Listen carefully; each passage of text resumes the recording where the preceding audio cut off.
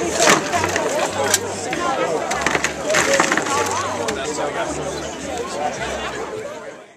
hosted an event here tonight at my office at the Wakil Law Firm for Senator Shaheen, who is candidate for governor, and I endorsed him tonight. He's my candidate, and I know he'd make the best governor. He is a young man who's got a lot of good vision for this state, and the state, in my view, has been mired in status quo for quite a while now.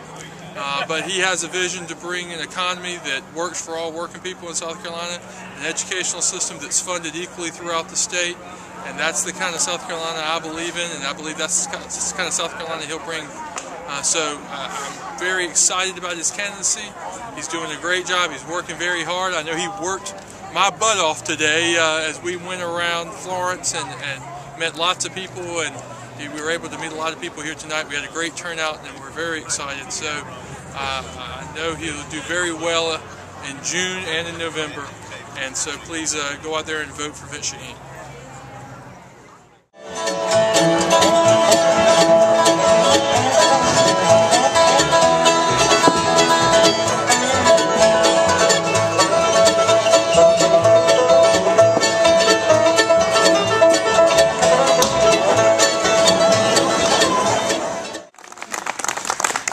Ladies and gentlemen, thank you so much for being here. I'm overwhelmed with the group that's come out. Mayor, thank you so much for your support. It means a lot to have your help. We have spent the day driving around Florence, meeting people. I have spent this past year driving around South Carolina, and I'll tell you that there is a new generation of leadership emerging in South Carolina, and it's about time, ladies and gentlemen. It's about time. The mayor is part of that leadership. Mayor, thank you for your hard work, your grit, your determination. What you are doing is important. What your council is doing, working with you, is important. What our county council is doing is important here. What our great college, Francis Mary, and other institutions in this vicinity is so important that we do. First, I want to thank all the hosts who helped put this event together. I'm not even going to try to list you out because I'll forget somebody. And the worst thing you can do is forget somebody. I just want you to know, each one of you, how much it means to have your help and your support. Can you hear me back there? All right, good. Eat chili, have some oysters, enjoy yourself. But I want you to think about how important this year is. As I said, I've traveled South Carolina now for about 9 months, and I've learned some incredibly valuable lessons. The most important lesson I've learned is that we have more potential as a state than any other state in the Union. And I'm not just saying that, I believe it in my core. The greatest failing, we have yet to realize that potential. We have yet to realize the tremendous potential we've had. I want you to think back over the last few years. I want you to think about some of the problems we've had, because we need to realize where we've been. You think about the number of statewide elected officials that we have seen indicted. I want you to think about the recent scandals we've had. I want you to think about the rudeness that's come to politics in South Carolina. That's not us. Ladies and gentlemen, I am proud of South Carolina. It's time that we can be proud of our leaders again.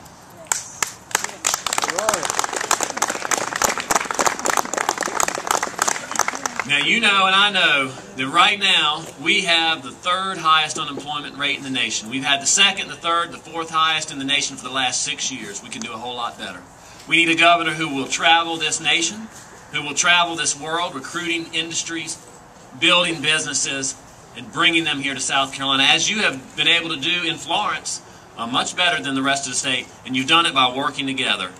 You've done it by working on the city level and the county level, and with Francis Merriam, and with our Economic Development Office here, and you've brought jobs to Florence, but we can do better, and you need a partner that you can be proud of in the state of South Carolina. We need a governor who believes in small business, and that's why I proposed the first division of entrepreneurship and small business in the state of South Carolina in our Department of Commerce, so that we can provide help to small business and grow that engine in South Carolina. We need to get back on the offensive in public education, ladies and gentlemen.